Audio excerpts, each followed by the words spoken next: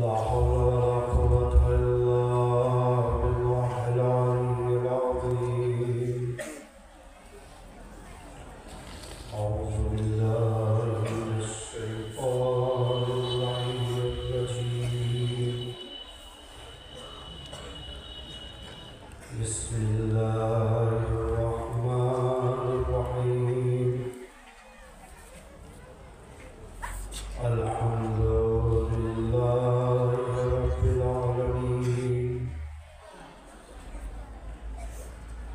والصلاة والسلام على سيد الأنبياء والمرسلين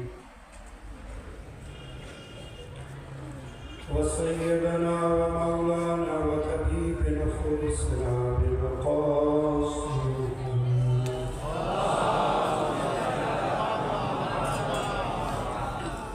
وعلى آله الطيبين الطاهرين المعصومين المنتجبين، ولعنة الله على أعدائهم ومن كره فضائله وعاصي حقوقهم أجمعين.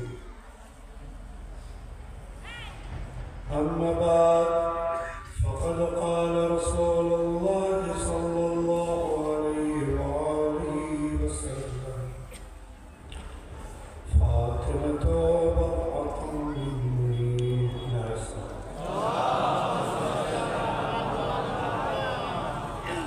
محبان أهل البيت، شيخ الكبار، عزاداران ومحترمداران مظلوم کائنات، صدیقہ طاہرہ بطول عزرا بنت رسول، مادر حسنین، شافیہ محشر، خاتون جنت، بی بی پاک فاطمہ الزہرا سلام اللہ علیہا، শাহাদাত দিবস আমরা স্মরণীয় কারবালাতে আজ এই গমের দিনকে নিজের মাথা ও চোখের অস্ত্র দ্বারায় রসুলের কলিজার টুকরা ফাতিমা জাহরা মুসিবতকে অনুসরণ করে তাকে প্রস্তাব পেশ করছি। আজিজ ও সর্বপ্রথম এক সৈয়দ জাদা হয়ে বাকি আমার পাশে আরো তিনজন সৈয়দ আলমেদিন বসে আছেন। সমস্ত সাদাতের তরফ থেকে আপনাদের সকলের শুকরিয়া আদায় করি। এবং যেভাবে আজ এই জুলুসটি হরিপুর ও স্মরণীয় নামবারগাঁও শাকচুড়া থেকে গুনি গলাটি পকচড়া গুনারবন বড় শঙ্করপুর নোনাগুনা সুদারিয়া ফাতেপুরের মমিন মমিনারা শরীক হয়ে নিয়ে এসেছেন। কোনো রকমই আশুরার সাথে কম মনে হচ্ছিল না। সবাই লেবাসে আজাদ করে রসুলের এই মজলুমা বেটির প্রস্তাব তার এতিম বাচ্চাদেরকে এবং তার বাবা রসুলের খুদাকে আরো বিশেষ করে পর্দার আড়ালে থাকা আমার ও আপনার যুগের ইমাম আলী আসওয়াদ খেদমতের প্রস্তাব পেশ করার জন্য একত্রিত হয়েছি। এবং এই প্রোগ্রাম কোনো একটি গ্রামের না, বলকি এই প্রোগ্রামে অর্থ দিয়ে বকচড়া, ঘোড়ারবন, নোনাঘোনা, সুদারিয়া, ছোট শঙ্করপুর, হরিপুর, স্মরণীয় শাকচুড়া মুমিনিনরা একত্রিত হয়ে এই দিনটি তাবারুকের ব্যবস্থা করেছেন। যারা যারা অর্থ দিয়ে শরীক হয়েছেন, দোয়া করে বিবি জাহরা তোমার আজাদারদের জন্য তারা নিজে দুনিয়ায় বেশি কিছু নেই, তার সত্ত্বেও তারা স্বার্থমূলক শরীক হয়েছে, সেটাকে তুমি কবুল করো এবং আমাদের রুজিতে বরকত আতা করো, তাকে যেন তোমার এবং তোমার আর আওলাদদের জন্য আমরা এইভাবে দুনিয়ার দৌলতকে লুটিয়ে দিতে পারি, যাতে রোজে মাহশর তোমার সম্মুখে শেফাতের হকদার হতে পারে। এবং ঘড়ি ও গলাটি থেকে মুমিনরা এসেছেন, মুমিনাতরা এসেছেন, তাদেরও শুকরিয়া। আশা করব আগামী দিনে আরও বড় করে এই দিনটি পালন করবে। আজ আমার বলার কিছু নেই, আপনাদের এই লেবাসে আজান, এই আজাদানি যেভাবে করতে করতে এসেছেন, এর উপরে আর কিছু বলার নেই। আমি শুধু সামান্য একটু চেষ্টা করেছি খাদিম হয়ে, আপনাদের চাকর হয়ে, আজাদানির চাকরগিরি করে, বাস এতটুকু করেছি। কিন্তু তাছাড়া কোটি গুণ বেশি আপনারা করেছেন। আপনারা শরীক হয়ে, সময় দিয়ে, জুলুসে পায়ে হেঁটে, অর্থ দিয়ে আজ এই ফাতেমার দিনটি পালন করেছেন। ভোর ফাতেমা, যার বাবা 1,40,000 রোগীদের সর্দার, সেই বেটি কত মজলুমা হতে পারে চিন্তা করুন। তার দুঃখ কত হতে পারে, তার কষ্ট কত হতে পারে।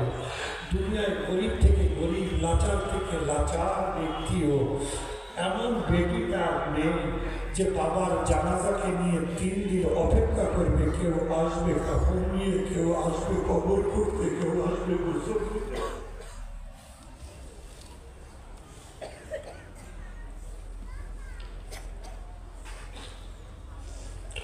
সেই জানাজা এসেছে সেই রসুলের বেটি, বাবার জানাজা নিয়ে 3 দিন করে বেটিকে বসে থাকতে দেখেছ। কিন্তু যার জন্য কায়নাত সৃষ্টি, যে বেহেশতের মালিকের সন্তান, যার 2 বেটা জওয়ানানে জান্নাতের সন্তান, যার বাপ শাফে মাহশর সৈয়দুল মুরসালিন, সে এত বছরবা 3 দিন বাপের জানাজা নিয়ে অপেক্ষা করেছে, কেউ আসেনি। দুনিয়ার দেখে অনেকের প্রতি রাগ থাকে, মনোবিদ না থাকতে পারে, কিন্তু শুনেছি মারা গেলে সব ভুলে তার দৌড়ে পৌঁছে যায়। কিন্তু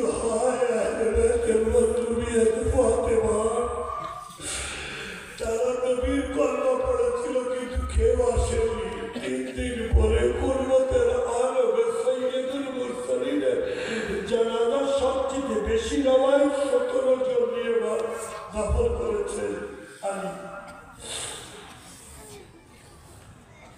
আরেকটি মুসিবতের কথা বলতে, যার জানাজা যে ফাতেমার জন্য তুমি কিছু শরীক হয়েছে কালার দিকে। একদিন এক সাহেব আসে, তার কাছে কিছুই ছিল না তোমার জন্য, হাত পেতেছে, দরজায় সে আওয়াজ দিয়েছে, খুব অসহায়, কিছু হবে। ফাতেমার কাছে কিছুই নেই বাড়িতে, এক মুঠো চাল নেই, আজ রুটিও নেই। যে সবাই নিয়ে এসেছে আমি রুটি, যাতা বিষয় রুটি তৈরি করছে, কিছুই নেই। ফাতেমা একা বাড়িতে, আলীও নেই, হাসনাইনও নেই, ফাতেমা একা বাড়িতে। আর দৌড় থেকে সাহেব ফিরে যাবে, ফাতেমার দ্বারায় মূর্খিন না। দোয়া করো, খোদায় কোনো উপায় বার করো। এমন সময় সলমানের ফার্সি আসলেন, সালাম জানানোর মিলতে রসুল, এই গোলামের সালাম দিন। বিবি সলমান আলাইহিস সালাম খুব উপকার করেছেন এই সময়। কি বিবি, কি বললেন? বলছে হ্যাঁ বিবি, হ্যাঁ সলমান উপকার করেছে, আমি অপেক্ষা করছিলাম, খুব অসহায় ছিল। কি এমন অসহায়? বলছে একজন সাহেব বাইরে এসে সওয়াল করছে আমার জন্য, আমার কাছে দেওয়ার কিছু নেই, আমার এই চাদরকে একটু দয়া করে নিয়ে যাও, বাজারে বিক্রি করে যেটা হয় ওকে এসে দিয়ে দাও। সলমান বলে আমি কাঁদতে লাগি, আর এ কি গুরবাত, নিজের চাদরকে দিয়ে দিচ্ছে। যাকে দুনিয়া দেখে তারা দুনিয়ার হিসাব করে। সালমান চাদর নিয়ে মাথার উপরে ইজ্জত এহতেরামের সঙ্গে নবীর বেটির চাদরে কেসা এটি, চাদরে তো ছিঁড়েটি, সেই চাদর নিয়ে চললেন। আওয়াজ দিতে দিতে, কে আছো মুসলমানদের ভিতরে, কে আছো মদিনাবাসী? এই রসুলের বেটির এই চাদরকে কিনবে, কেউ আছে খরিদার? সব আছে। চাদরের অবস্থা দেখে পুরাতন চাদর, এই চাদরের কি মূল্য হতে পারে? মুসলমান দেখতে থাকে, যেতে থাকে, দেখতে থাকে, যেতে থাকে, সালমান আগে বাড়তে থাকে আওয়াজ দিতে দিতে।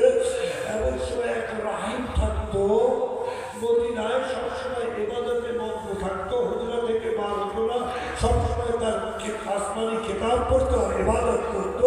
মদিনাবাসীরা তাকে বেশি দেখতো না, সে খুব ইবাদতগুজার ছিল, মশহুর মারুফ ছিল। এমন সময় এই আওয়াজ তার কানে যায়, ছুটে দরজায় আসে, এ ভাই এদিকে এসো, এদিকে এসো, কি হয়েছে? বলছে নবীর বেটির চাদর নিয়ে বাজারে এসেছে বিক্রি করতে, কেউ খরিদ্দার পাচ্ছি না। বলে একটু দাঁড়াও, দৌড়ে গেল, তার জমা পুঁজি যা ছিল সব নিয়ে আসলো পোটলায় করে। বললো 1100-এর মতো, এতে দিরহাম আছে, নিয়ে নাও। কিন্তু এই চাদরের মোকাবিলায় এটি খুব অল্প আছে। সালমান দেখে ওই জিনিসটিকে, চাদরকে দেখে, বলে মদিনাবাসীরা মুসলমানরা তো একটি বিরাময়ের মতো লাগালো না, এই 1100 জমান পরেও লাঞ্ছিত যে এর হক আদায় হচ্ছে না আমার দ্বারা। কিন্তু এছাড়া বেশি কিছু আমার কাছে নেই।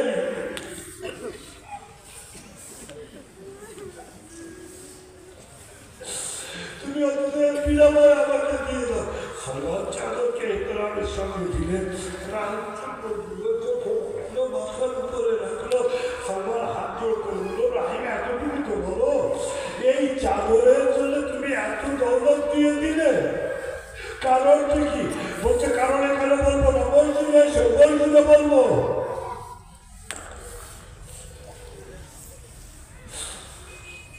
বলছে একটু অপেক্ষা করিস। সালমান দৌড়ে গেলেন, বিবিকে আওয়াজ দিলেন, বিবি চাদর বিক্রি হয়েছে, খুব ভালো, এত দাম দিয়েছে। বিবি যারা বলে, আমি জানি কে কিনেছে, কত দিয়েছে, আমাকে বলতে হবে না, যে বাইরে অপেক্ষা করছে ওকে দিয়ে দাও, সব দিয়ে দেবো, হয় সব দিয়ে দাও। এদিক থেকে দিয়ে দিলেন। সালমান বললেন, বিবি অনুমতি চাই।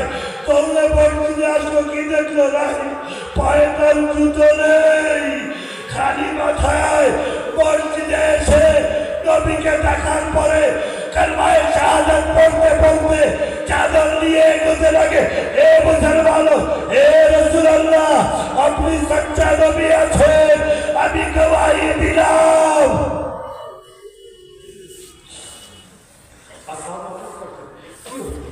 কি বলছে? এতদিন তো রসুল এখানে নবুয়ত নিয়ে এসেছিলেন, তুমি তো মানবী, আর হঠাৎ কেন মানলেন? বললো, শোনো, আমাদের পুস্তক, আমি যে পুস্তক তুমি আসমানি তাতে লেখা ছিল, শেষ নবী বেটির চাদর যখন বাজারে আসবে, সে নবী সচ্চা হবে, যে খরিদ করবে তার জন্য বেহেশত ওয়াজিব হবে। আমি সেই জন্য এই চাদর নিয়ে এসেছি। সালমানকে আওয়াজ দিলেন, সালমান এটি চেহারার অবনত আছো, এই চাদর তোমার, আমার হকও নেই, আমার সেই ক্ষমতাও নেই, এটা তীর আছে, এটি চেহারা বিদ্যা রাসূলকে দিয়েছো। আমি এটি যাবো না, আমি বলবো কলিজা ফেটে যায় যখন সামনে খালি মাপে।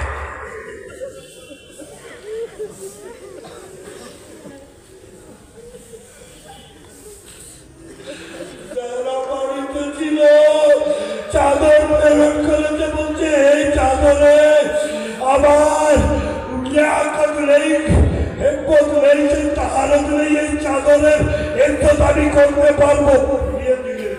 হায় গর্বতে,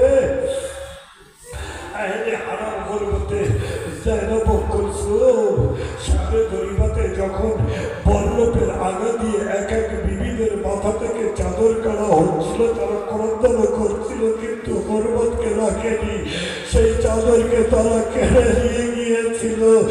ও তো ছিল রাহিম, এ ছিল মুসলমান, সেই জন্য আলীর বেটি জাইনাবের মাথা থেকে যখন চাদর কেড়ে নিয়েছে, জাইনাব সব কিছু ভুলে গিয়েছে। কারবালা থেকে কুফা, আর কুফা থেকে শাম, জাইনাব আর কিছু চাইনি। যখনই কেউ এসে জাইনাবের কাছে অনুরোধ করেছে, তার ভিতরে একটা সাহাবী সাদের বাজার এসে অনুরোধ করলো, যখন জানতে পারলো আমার দ্বারা কিছু সম্ভব, আমি কিছু উপকার করতে পারি। জাইনাব সজ্জাদের মাধ্যমে বললেন, এ বেটা, একে বলো যদি সম্ভব হয় একটু চাদরের ব্যবস্থা করে।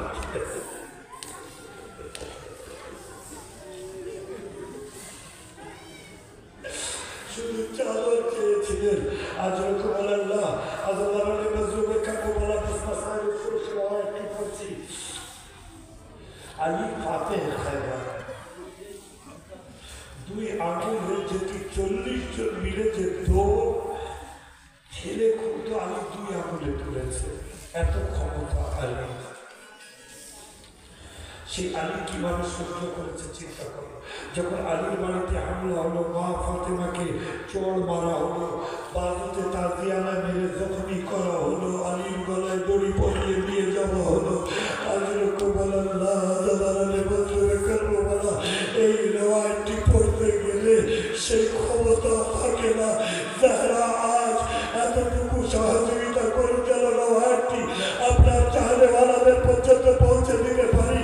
জাহেরা বেহুশ হয়ে পড়ে গেলেন না, গর্বে বলছেন শহীদ হয়েছিল।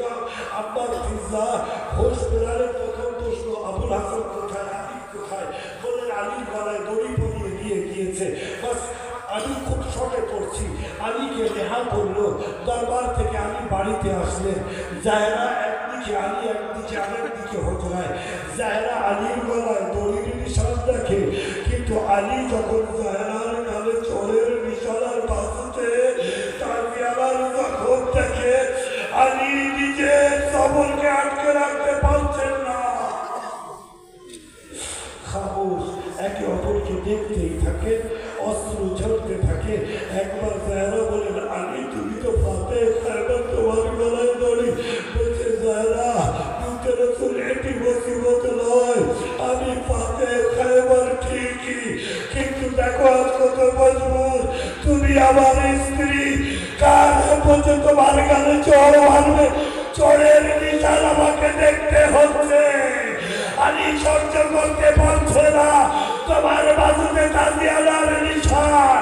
পাঁচ যখন দেখলেন আলীর চেহারা রং পাল্টে যাচ্ছে। শুনেছেন না সৈয়দের সজ্জাদের চেহারা রং পাল্টে গিয়েছিল। মওলা হুসেনের জানাজায় বিবি জাইনাব যে সাহারা দিয়েছিল যে এখনই মারা যাবে সজ্জাদ, ঠিক সেইরূপ ভাবে আলীর অবস্থা ছিল। জাহেরা বলে আলীর অবস্থা ওই রূপ ছিল যে এখনই আলী মারা যাবে। জাহেরা তাহলে চিন্তা করুন, চোরের নিশান আর তাজিয়ানার জখম থেকে আলীর এই অবস্থা।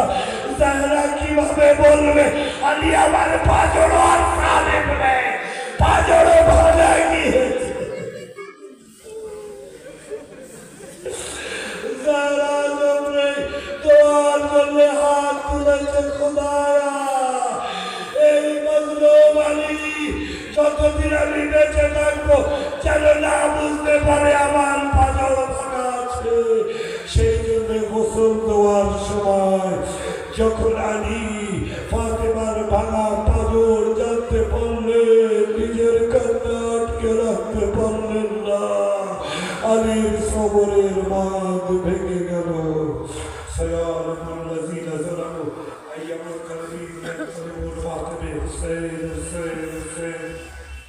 বাবুদের উদ্দেশ্যে